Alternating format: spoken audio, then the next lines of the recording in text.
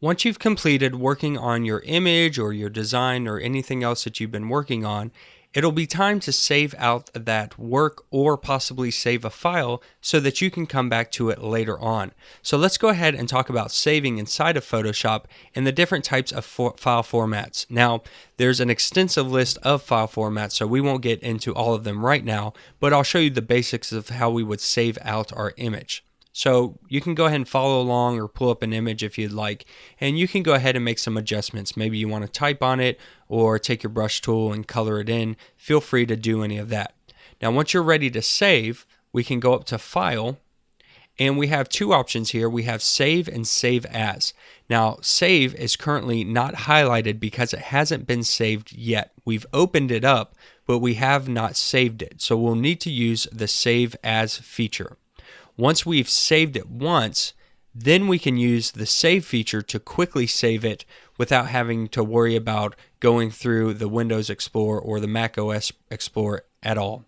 So let's go ahead and click on Save As, and you'll see that it pops out up here.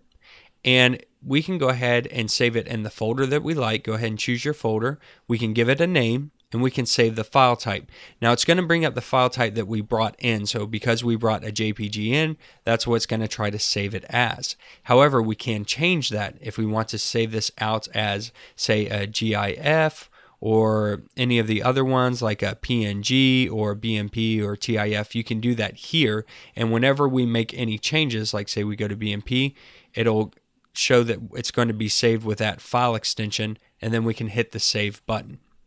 Now the other file extension that you're going to be concerned with is the Photoshop file. So that is called a PSD file. That's the most common one that we use. So if I click on that, it'll save it as message.psd, and we can put that in the resources section here.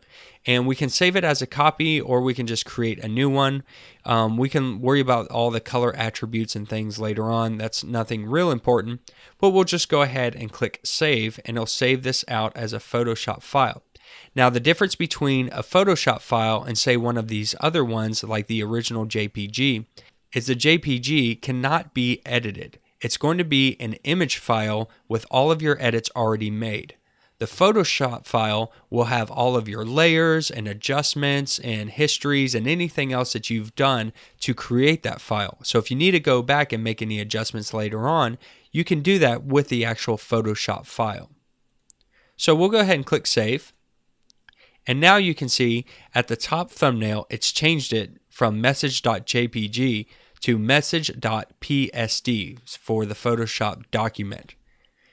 If we go back to File, you will see that the save is still not highlighted because we really haven't made any changes to be saved. So if we came in here and we took our brush and we scribbled on the image and then we went to File, you can see Save is no longer highlighted, and we can click on it, and the shortcut is Control S. So that's another shortcut you'll probably want to get used to when you're saving your work, so that you can be constantly saving in case your computer crashes. You have your backup copy, or you might come in and do Save As and create another version. Sometimes I'll have Photoshop file number 1, number 2, number 3, and so on. As I make bigger and bigger changes, I'll save out multiple file formats so I can always go back to an earlier version if I needed to. Now, saving is a little different than exporting, and we'll talk about exporting out a little bit later on, but basically exporting is an easier way for you to save out different file formats. For instance, there's a quick export as a PNG file. PNG is a very popular image file type. So here we can instantly send out a PNG file. We can export as, and when we do this, it gives us a bunch of different settings for images such as JPEGs and transparency and GIFs and PNGs and what have you, and then some other options. But for right now, we're just basically saving out our Photoshop file. And then if I come in here and I make these changes and then I close the document and come back later on, all those changes will still be made and I can edit it, especially if I'm doing things like using layers. And I have a bunch of editable layers in here. I save out the Photoshop file, and I can always edit those layers and then save out a final image like a JPEG or a BMP or PNG and so forth. So hopefully that explains to you the basics of saving out your files.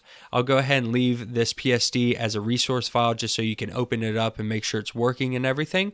But that's the basics of saving. And then later on, when we start working a little more in Photoshop, we'll want to make sure that we're making backup copies and saving our work as we progress.